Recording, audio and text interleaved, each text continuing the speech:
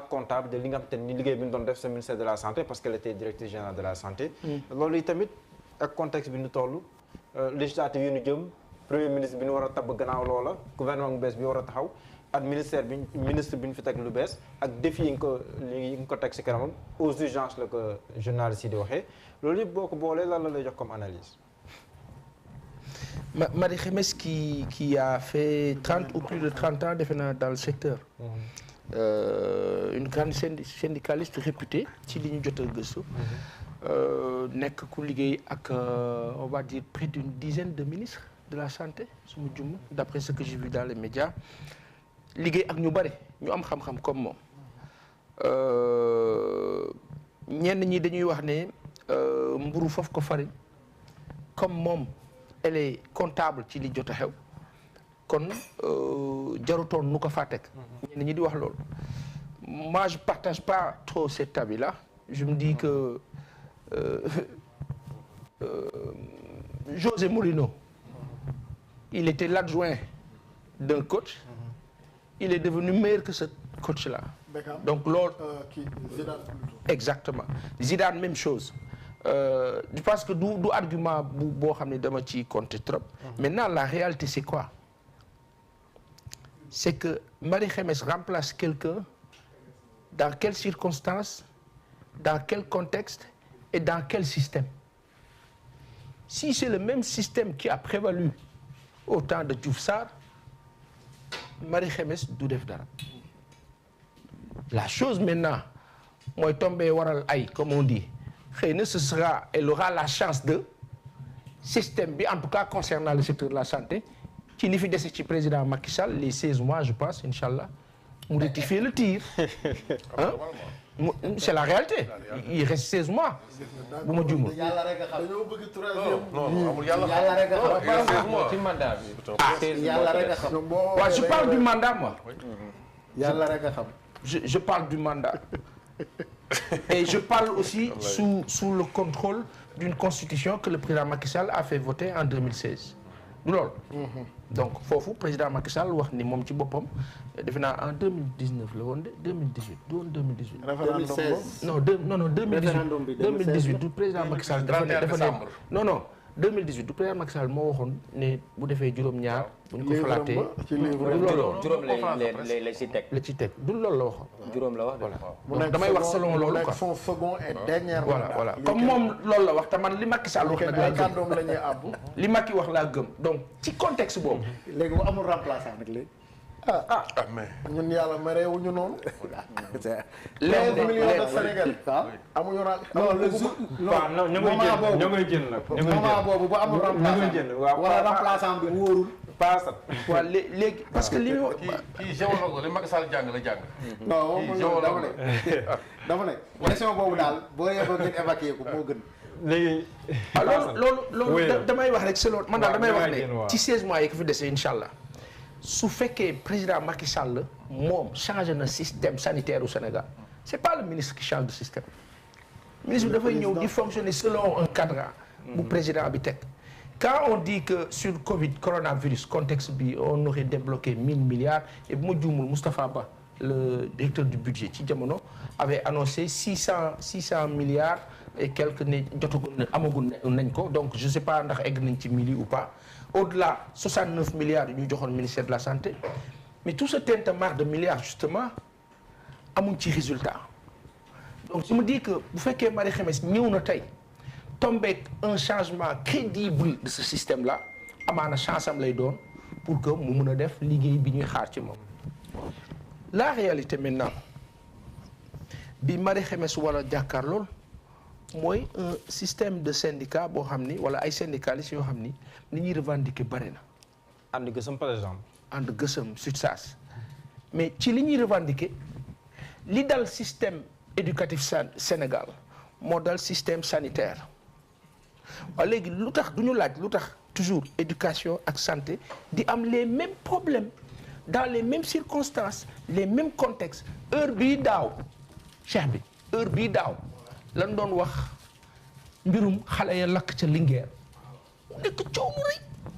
ñëpp foogoon ne fii la yam. ren on nous dit 11 ñii naan 17 ci ay circonstances yu te li gën a yéeme ci yu banal. nébuleuse teg ci. ah nébuleuse.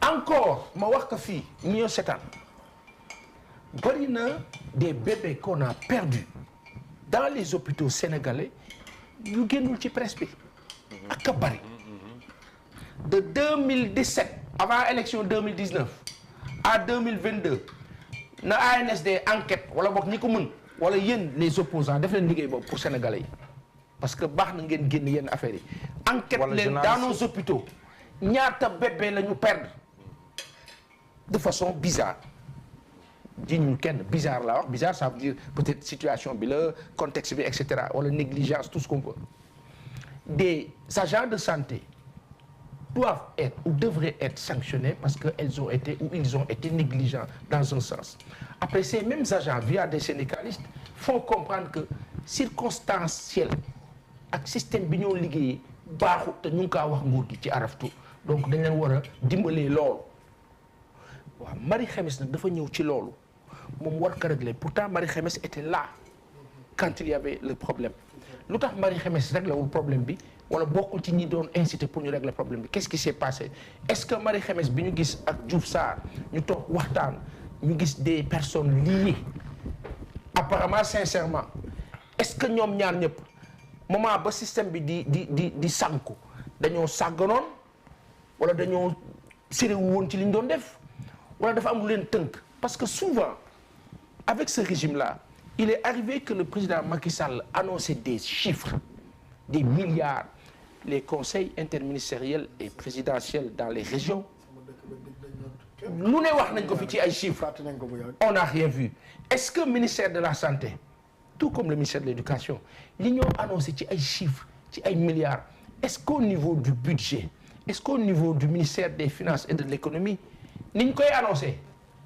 noonu la suite bay amee est-ce que ministres yi du ñu ragalante gannaaw suturaalante li dal APIX sur les indemnités des impactés nga xam ne que da ngay taxaw ñu ne la waa APIX Mountaga Sy ñëw ne la bon on a réglé les problèmes fekk ci suuf impactés yi fayuñu leen te APIX du wax impactés yi ne leen ah ministère des finances moo ma yéexal moo tax fayaguma leen c'est des choses yoo xam ni peut-être mooy plomber un peu des secteurs comme la santé et autres.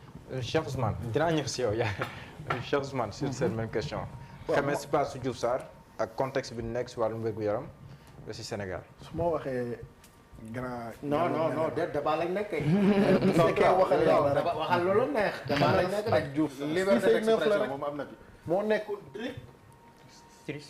général de la santé. maanaam politique bi Diouf Sarr doon appliqué te jur limogeage am te jur échec yi moom moo ko doon piloté. mais am na politique de la nation boo xam ne président moo koy terminé de kon est-ce que waru gën a yëg ba si kaw. xaaral ma ñëw rek ana directrice des établissements publics. xaaral ma ñëw. problème bi du ki nekk ci bopp ministère bi. problème bi mooy ki ñuy li tax a jóg ministère bi c'est-à-dire président échec gu Diouf Sarr yi warul leen woon bett. munoo jël santé jox ko un politicien actif comme Diouf Sarr di xëccoo mairie de Dakar nga bëgg santé dox loolu benn la. ñaareel bi santé bi yonent bi def ne. sallallahu alayhi wa sallam loo yéene sa bopp. na nga ko yéene sa morom. président moom médecin militaire la yéene boppam pourquoi yéene ko askan bi sachant que c'est les meilleurs ci réew mi les médecins militaires moom colonel Meng depuis Ablaye ba tey moo nekk président léegi général la xalaatuñ civil di xool le président pourquoi ñun suñu santé joxuñ ko les militaires ñu jël ay politiciens di leen ko jox man xam nga lu ma gëm ci soxna Khemesse mi bu utiwut base par intérim la fii ne dañ ko fiy jëlee teg fi kuy politique 200 budget santé duñ ko jox ku dul politique ci dëkk bi looluy dëgg bu politiqueut moom dem xëccoo base joxoon nañ ko ku politiqueul noonu de. kan Eva Marie Coll Seck. bi politique ñee lañ ko fa jëlee waaw bi politique ñee lañ ko fa jëlee duñ ko jox ku dul politique femme bi lenn nar a nekk problème am léegi ñu dugal ko ci outil base fi mu dëkk je pense que Diourbel jéem fa xëccoo base day peet day ñaareem day échec am décevoir nit ñi yàq faalalam duñ ko fal na jéem a doxal liñ ko dénk problème mu santé mooy lu feebar du faj ku feebar mais tam bu nekkee dañuy woo ñi nekk si wér-gu-yaram tamit ñoom ñu décliné waaw non moom sax waruma sax wala parce que moom fi yam la mais ku mel ni professeur Seydi par exemple. bu nekkee li journaliste yi wax te itam am ñu ko confirmer que moom daf koo décline. Seydi daa raxas boppam. waaw kon kay bu ko jax ñu jugee fa. jox ko docteur kay kenn mënu wax politisation. Seydi xamul lu mu doon bañ ku ko jaxase ak sénégalais yi. na jox nañ ko le professeur. yaakaar gi ñu amoon ci moom ñëpp ñu tënk ay loxo mu échec ñu ne kon moom it dafa échec parce que duñ ko bàyyi mu liggéey. problème bi mooy dafa am poste yoo xam ni waruñ ko jox ay politiciens.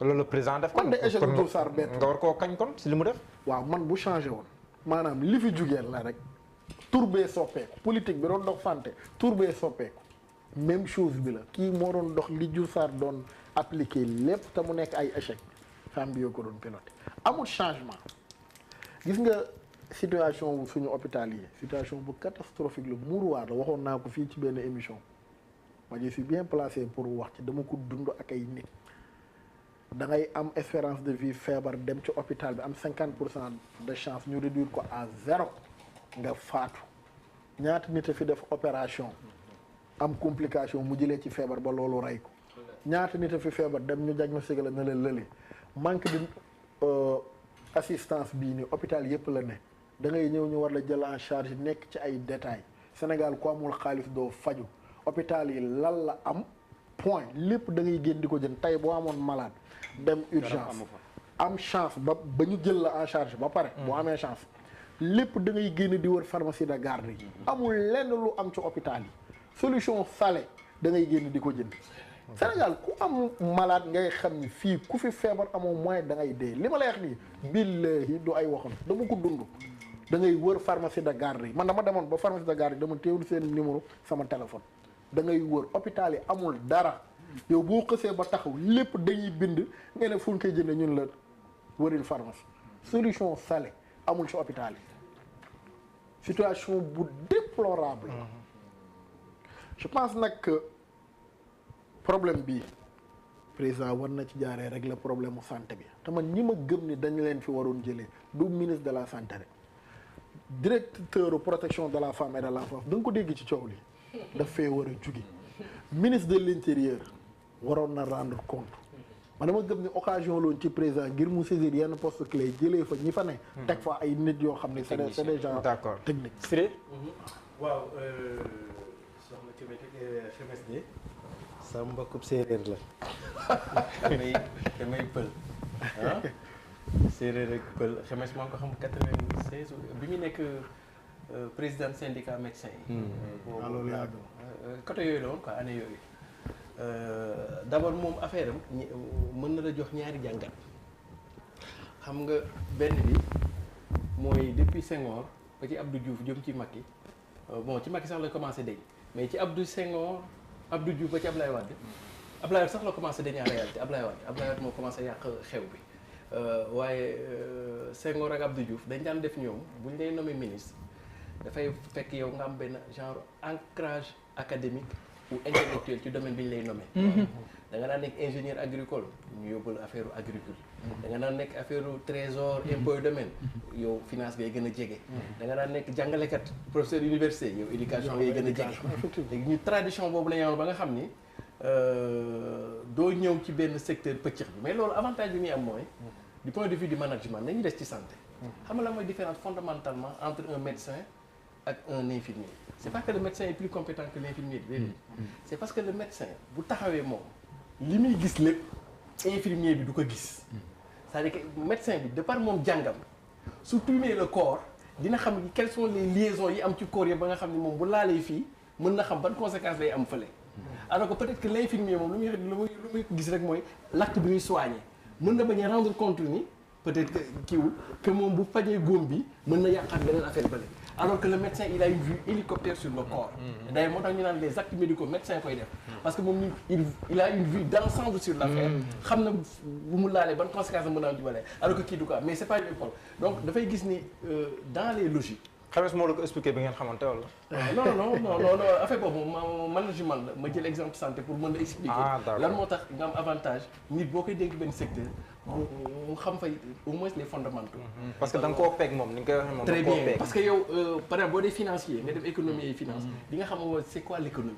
c'est vrai soo nekkee. ay ponk yu bëri da nga koy mën a ñu ne la ministre des finances li ngay njëkk a xalaat mooy nu may jëndee kër ak daal ak ay oto nga jeexi donc du jaar donc maintenant léegi problème bi mooy ci Ablaye Wade la commencé yàqu ñun tradition boobu nañu amoon d'ailleurs lu moo tax suñu administration ak loo mënti wax c'est une administration solide parce qu'on avait les bons les gars ci kaw bu baaxee rek fii dafay am ruissellement maintenant loolu nag ci Ablaye Wade la commencé tas Macky Sall ñëw nag yii waxatuñ ko or léegi ministère de la santé li saa waay wax loolu laa gëm c'est que il faut nga xam ban logique ñun nañu am ci ministère de la santé c'est-à-dire que ñun ne amuñu ci ministère de la santé une logique de gestion de la santé publique déedéet ñu dañuy am ministère de santé comme une logique de captation des ressources tey jii boo xoolee l'un des budgets les plus importants des différents ministères c'est le ministère de la santé deuxièmement aussi ministère de la santé fi nga mën a defee des actes politiques c'est-à-dire que des nominations politiques maanaam fi nga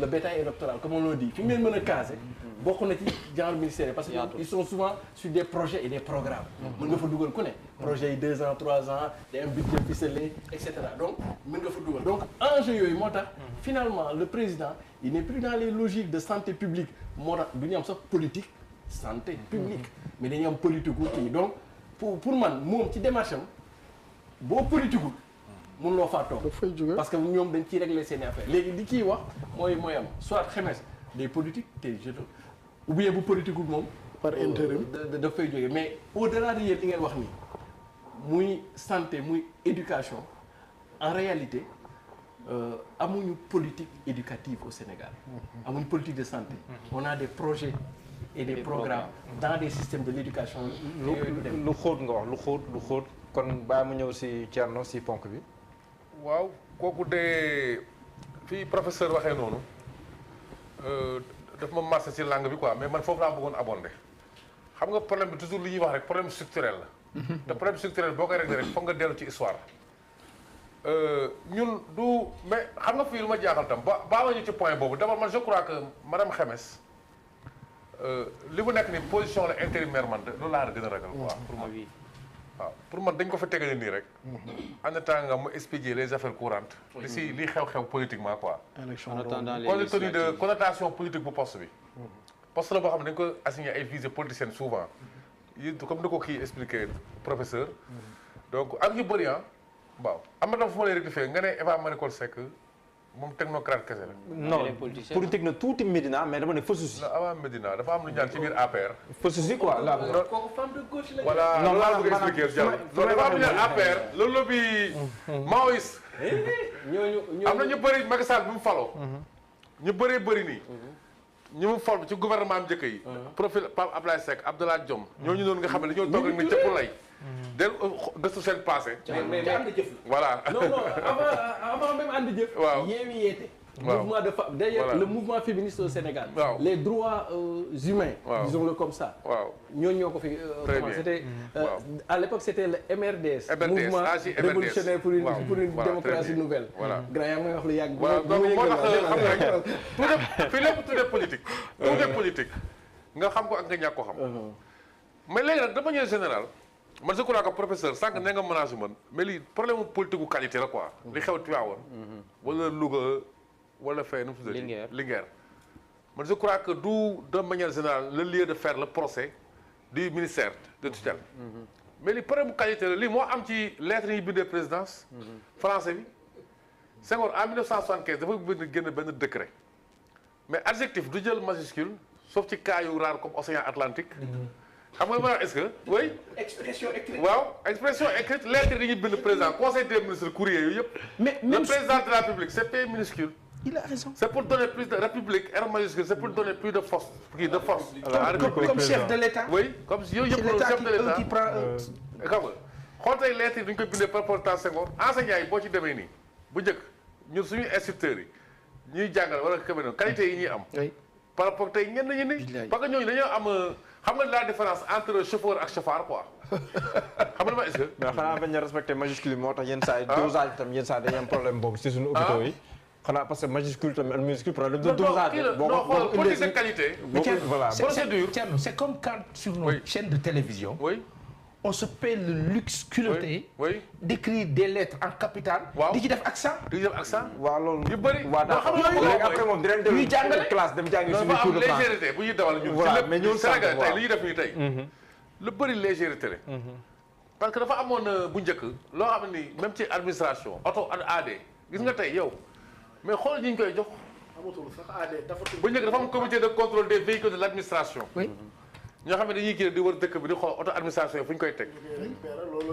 mais am na xam nga am na ñu doon xeex ci palais bi. ba nga fàttali Macky doog a falu. amutoon ñu doon xeex ci palais bi. te kilifa gu mag la te kilifa googu doon xeex ci palais bi taay moo tax ñu tudd ko ci affaire xaalis. affaire ay 800 millions affaire demee noonu. oui. xam nga li ma bëgg a yaa ngi def lien bi. oui. parce que atmosphère kii la quoi maa tey. léegi loolu am si santé. ah non santé bi tamit. waaw. non mais c'est que autorité du caaxaan. waruñu la yeb xam nga boo gisee bu ñu leen sanctionné ñoom tam ñu grève mais parce que après état bi tam du am soutien populaire boobu moo tax ñu sañ ko. mais comme ni ko le premier ministre Abdou Mbaye waxee yéen merci kii gars yi di grève sax bu ñu tooñ mais xam nañu sañ a grève état bi tamit moo amul soutien base sociale boobu noonu bu ko soutenir contre yenn enseignants yi yenn saa yi bu ñuy grève ak yenn corps fonctionnaire parce que moo doxalul yoon. parce que moo doxalul yoon poste chargé de mission boo demee France cabinet président Macron chargé de mission conseil technique y compris 43 personnes. il est en train de dissoudre le corps diplomatique. ñu ne Macky Sall mi ngi dàq 300 bi mu faloo ba pare ñu ne ñëwoon en grande pompe day dàq 300 membres de son cabinet. donc moom amoon na boobu 300 déjà kon. nga def rapport de proportionnalité par rapport à la population de la France ak son lu mu mën yaa ngi gis problème léegi fii tamit loolu kese la man je crois que nu mu tuddati affaire légèreté la quoi partout légèreté la parce que tey ñu ne affaire électricité la xaw ma. oui. affaire électricité franchement. mais war na am loo xam ne ci politique de qualité koo xam ne nii war na fay jaar di xool yu mel parce que foofu dafa sensible ay xale lañ. mais détecteur de fumée. daa yooyu yëpp. foo teg ay xale. moo ngi nii ñun moom am nañ. détecteur de fumée. waaw ngi nii. waaw surtout que ni dañoo wax ni. waaw dañoo wax ni 19 heures lañ commencé ne am na luy xeeñ. waaw mais c'est incroyable. maanaam xale yi lakku ndek. Oui. étouffé wuñ de. Oui. safara bi da leen a toog. oui durant des heures ñu nekk ci flamme. waaw munoo am détecteur de fumée bu sonné wane ni fii mi ngi lakk. waaw léegi nag du ma ne nañ jox affaire militaire yi mais Sénégal jot na tamit corps yu bëri pour remettre les choses à l'endroit ñu gën fa dooleel militaire yi parce que loolu Senghor doon defar xam nga man Senghor dama ko d'accord ak moom ci côté économique yëpp mais lépp luy côté norme état fi réew mi toll nii yu bëri Senghor daan def il faut ñu dellu ci inspiré wu ci. l'exemple de principal. yu bëree bëri gis nga cité yi ñuy tabax fii nii xoolal yi ñuy tabax cité yi ñuy tabax ci nguuru Senghor nga xam ne waa génie civil ñoo ko doon tabax ay quartier Dakar ni muy jubee xocc génie militaire. génie militaire laa bëgg a wax par rapport ak yenn kii nii xam nga yenn quartier yi nii anarchie bi fay am il faut que tey donc ci hôpitaux yi ak yenn domaine yu sensible yi man je crois que présence su armée gën fa feeñ gën fa feeñ quoi xam nga parce que lii nii bëri affaire légèreté léegi nag lu jëm ci santé ma jeexal foofu bon defe naa moom ci Covid bi après yóbbu nañu ko bu 12% budget bi mais xam nga dafa am ñaan accord d'Abuja Union africaine en 2001 dañ ne 15% des budgets dañ ko war a jox à la santé. oui. Sénégal respecté wu ko. c'est ça. ak état yi Afrique yu bëri ñu respecté ngi wu ci ko 6%. 7 waaw 6 ou 7.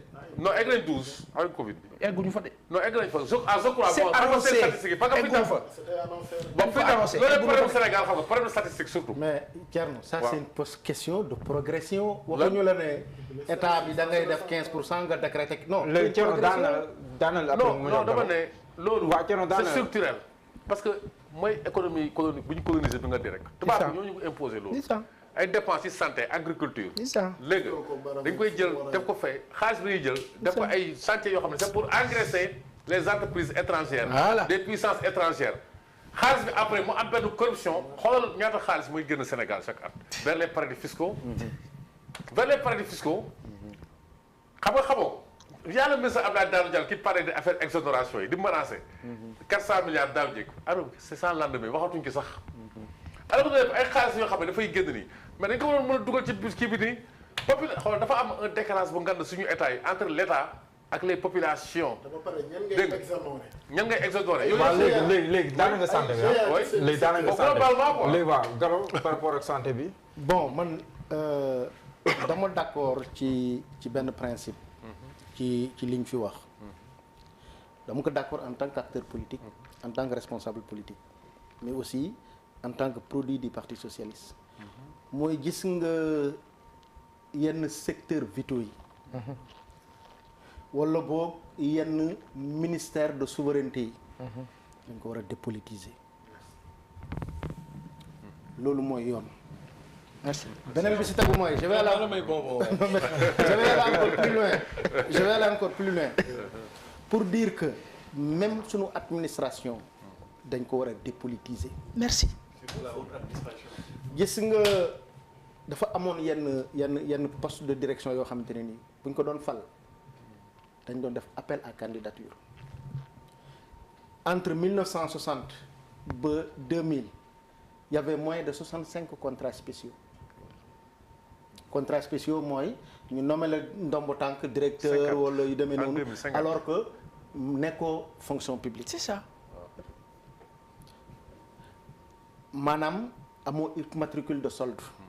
bu ministère de l'économie et des finances. mais xam nga réew mi day yokk mais quand Abdoulaye est venu de 65 on est passé à 3000. les agences idem.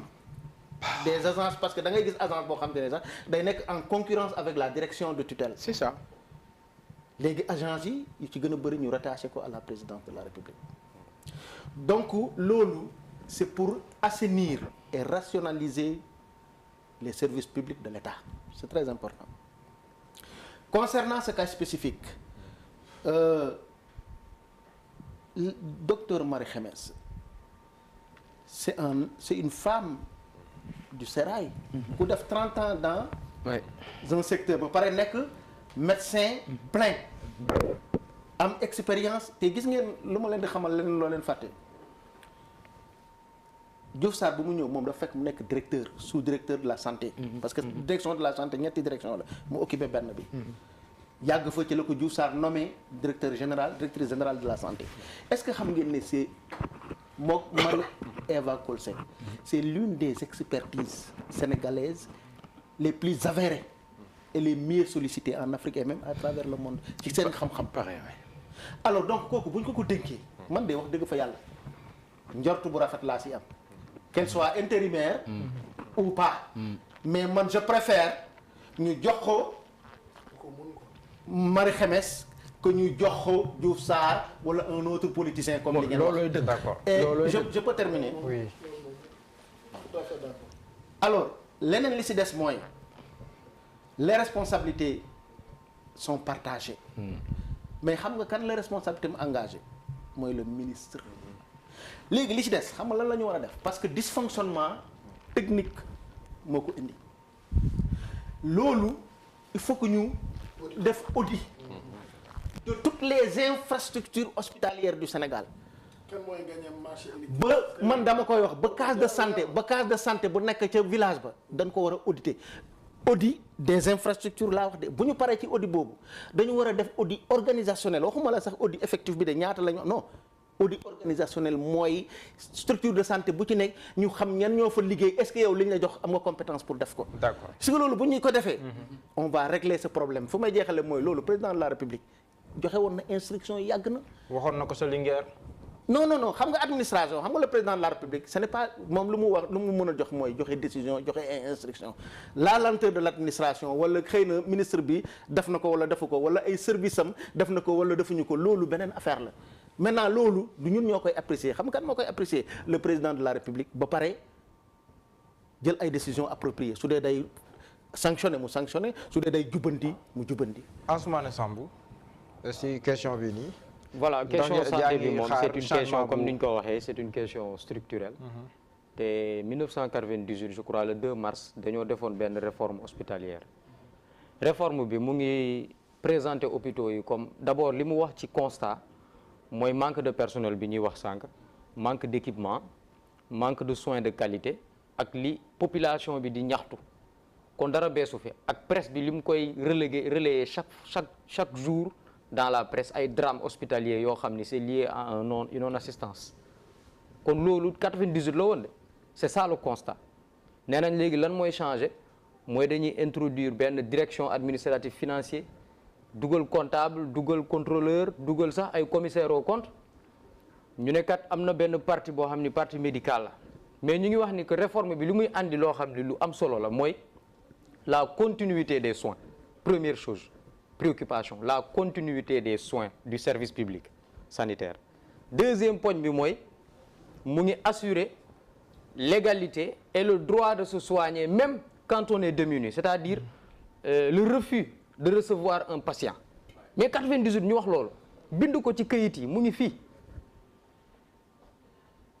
réforme bi 29 pages la mais ci première page yi lii lañ ci wax lu tax léegi 2022 22 ans plus tard refus de prendre un démuni à l'hôpital mu ngi am continuité des soins amul parce que ci kaaw Louga bi dañu ne woon xaw ma kana wàcc nangam lii amu fi continuité des soins kay mooy en tout instant en toute heure rajo bu waree fonctionner day fonctionner ku soxla scanner di nga ko def ku soxla césarienne il faut mu am benn médecin bu disponible boo xam ne la defal césarienne mais loolu moo nekk fii ba tey qu'est-ce qui a changé entre 98 et maintenant ensuite ñu ne kat hôpital ce n'est plus maintenant et puis il y a tellement de contradictions même dans la réforme ñu ne hôpital c'est devenu une entreprise un établissement public qui doit assurer son autofonctionnement li nga xam ni moom lay joxe ci service privatisation qui dit pas son nom mais c'est une privatisation qui dit pas son nom et tu veux une continuité du service